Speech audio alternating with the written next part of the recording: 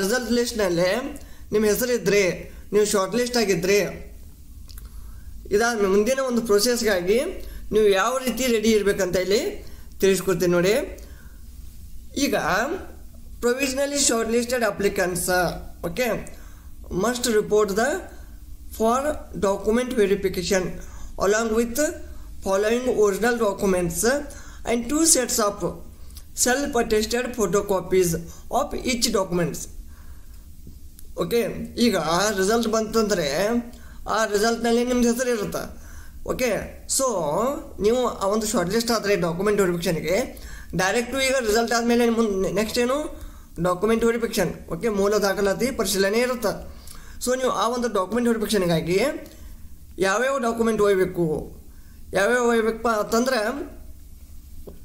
ಒಂದನೇದು original marks or board sheet, ಅಂದರೆ ನಿಮ್ಮದು 10th ಮಾರ್ಕ್ ಶೀಟ್ಸ್ ಅಥವಾ ಒಂದು ಮಾರ್ಕ್ ಶೀಟ್ ಆಗ್ಬೋದು ಅಥವಾ ಒಂದು 10th ಸರ್ಟಿಫಿಕೇಟ್ ಆಗ್ಬೋದು. ಓಕೆ, ಆ ಒಂದು 10th ನೀವು ಮಸ್ಟ್ ಆ್ಯಂಡ್ ಶುಡ್ ಇದನ್ನು ಇರಲೇಬೇಕು. Original plus 2 sets of self attested photocopies, ಅಂದರೆ 2 ಪ್ರತಿ ಸೆಟ್ಗಳ ಒಂದು ನಿಮ್ಮ ಸ್ವಯಂ ದೃಢೀಕರಣ, ಅಂದರೆ ಸೆಲ್ಫ್ ಅಟೆಸ್ಟೆಡ್ ಸ್ವಯಂ ದೃಢೀಕರಣ ಮಾಡಿದ ಆ ಪ್ರತಿಯೊಂದು ಡಾಕ್ಯುಮೆಂಟ್ಗಳದ್ದು ಒಂದು ಫೋಟೋಕಾಪೀಸ್ ಇರಬೇಕು.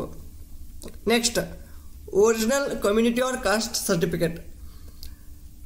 ಇದು ಆ್ಯಕ್ಚುಲಿ UR ಕ್ಯಾಂಡಿಡೇಟ್ಗೆ ಸಂಬಂಧಪಡೋದಿಲ್ಲ.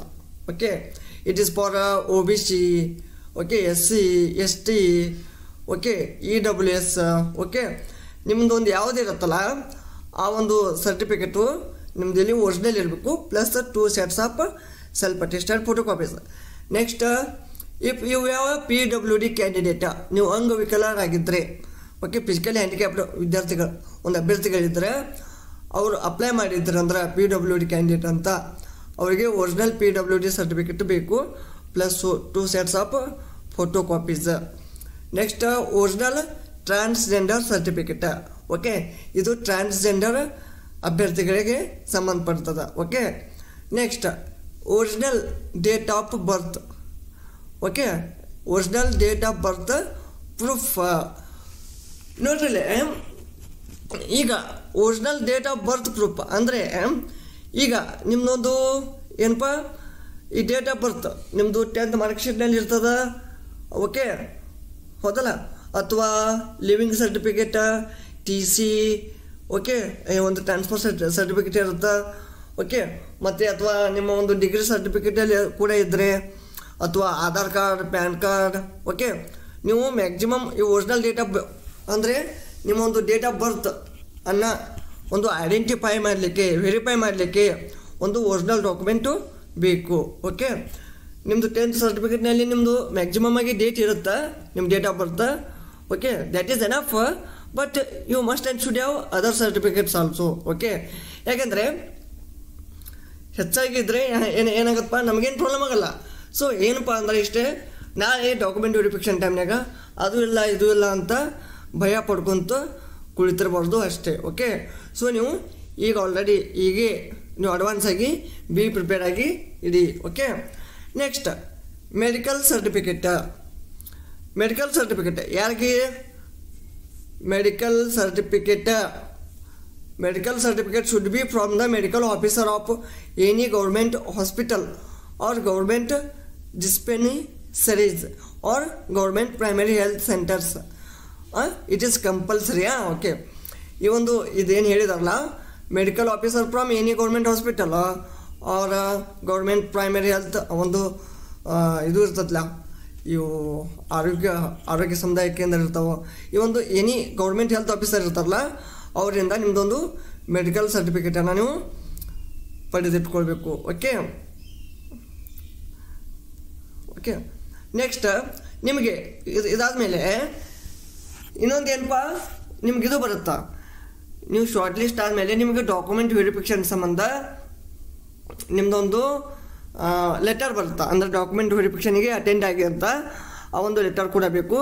ಮತ್ತು ಇದರ ಜೊತೆಗೆ ಎಡಿಷ್ನಲ್ ಆಗಿ ನೀವು ಈ ಒಂದು ಅಪ್ಲಿಕೇಶನ್ ತುಂಬೋ ವೇಳೆಗೆ ಈ ಒಂದು ಅರ್ಜಿಯನ್ನು ತುಂಬಿರ್ತಿರಲ್ಲ, ಆ ಅರ್ಜಿಯ ಒಂದು ಪ್ರಿಂಟ್ ಕೂಡ ಇಟ್ಕೊಂಡ್ರೆ ತುಂಬ ಒಳ್ಳೆಯದು. ಓಕೆ, ಈ ಒಂದು ಅಪ್ಲಿಕೇಶನ್ ಫಾರ್ಮ್, ಓಕೆ, ಅಪ್ಲಿಕೇಶನ್ ಫಾರ್ಮ್ದು ಇದೊಂದು ಪ್ರಿಂಟ್ ಕೂಡ ನೀವು ಇಟ್ಕೋಬೋದು. ಓಕೆ, ಇವೆಲ್ಲ ಡಾಕ್ಯುಮೆಂಟ್ಸ್ ಪ್ಲಸ್ ಇವೆಲ್ಲ ಒರಿಜಿನಲ್ ಪ್ಲಸ್ ಇದ್ರ ಜೊತೆಗೆ 2 sets of photo copies with self attested ಸ್ವಯಂ ದೃಢೀಕರಣ. ಓಕೆ, ಸೆಲ್ಫ್ ಅಟೆಸ್ಟೆಡ್ ಮಾಡಿರಬೇಕು. ಮತ್ತು ಇದರ ಜೊತೆಗೆ ನಿಮ್ಮದು ಗೌರ್ಮೆಂಟ್ ID ಪ್ರೂಫ್ ಯಾವುದಾದ್ರೂ ಒಂದಿದ್ರೆ ನಡೆಯುತ್ತೆ. ಆದರೆ at least 1 or 2 Aadhaar card, PAN card, okay, ಅದು ವೋಟರ್ ID, ಓಕೆ, ಈ ಒಂದು ID ಪ್ರೂಫನ್ನು ಪ್ಲಸ್ ಜೊತೆಗೆ ನಿಮ್ಮ ಫೋಟೋಸ್ ಕೂಡ ಕೆಲವೊಂದು ನಿಮ್ಮ ಫೋಟೋಸ್ ಕೂಡ ತೆಗೆದಿಟ್ಕೊಳ್ಳಿ. ಓಕೆ, ಈಗಾಗಲೇ ಓಕೆ, ಯಾಕಂದರೆ ಈಗ ನೀವು ಒಮ್ಮೆ ಡಾಕ್ಯುಮೆಂಟ್ ವೆರಿಫಿಕೇಷನ್ ಕೊಟ್ಟಿರ್ತಾರಂದ್ರೆ ಅವಾಗ ಒಮ್ಮೆ ನಿಮಗೆ ಟೈಮ್ ಸಿಗೋಂಗಿಲ್ಲ. ಸೊ ಈಗಾಗಲೇ ಈಗ ನೀವೇನು ಮಾಡಬೇಕಪ್ಪ, ಈ ಒಂದು ಡಾಕ್ಯುಮೆಂಟ್ ವೆರಿಫಿಕೇಷನ್ ಸಂಬಂಧ ಯಾವ ಬೇಕು ಇವು ಅದಾವಿಲ್ಲ ನಿಮ್ಮ ಅಂತ್ಯಾಕ ಇರಲಿಲ್ಲ ಅಂದ್ರೆ ಇನ್ನೂ ಎಲ್ಲರೇ ಕಾಲೇಜ್ನಾಗ ಇಟ್ಟಿರ್ತೀರಿ, ಸ್ಕೂಲ್ನಾಗ ಇಟ್ಟಿರ್ತೀರಿ, ಅಥವಾ ಎಲ್ಲರೇ ಮಿಸ್ ಆಗಿ ಎಲ್ಲೆಲ್ಲರೇ ಒಂದು ಮಿಸ್ ಆಗಿರ್ತಾವ. ಓಕೆ, ಸೊ ನೀವು ಇವು ಅದಾವಿಲ್ಲ ನಿಮ್ಮ ಅಂತ್ಯಾಕಂತ ಈಗ ಒಂದು ಕನ್ಫರ್ಮ್ ಮಾಡಿಕೊಂಡು ಇಟ್ಕೊಳ್ಳಿ. ಓಕೆ, ಇದಿಷ್ಟು ಈ ಒಂದು GDSದು ಡಾಕ್ಯುಮೆಂಟ್ ವೆರಿಫಿಕೇಷನ್ಗಾಗಿ ಈ ಒಂದು ಒರಿಜಿನಲ್ ಡಾಕ್ಯುಮೆಂಟ್ಸ್ ಮತ್ತು ಈ ಒಂದು ಸೆಲ್ಫ್ ಅಟೆಸ್ಟೆಡ್ ಫೋಟೋ ಕಾಪೀಸ್ ಈ ಒಂದು ಇರಬೇಕಂತ ಈ ಒಂದು ಮಾಹಿತಿ ಆಗಿತ್ತು. ನೋಡ್ರಿ, ಇದು ಮಾಹಿತಿ ಇತ್ತು.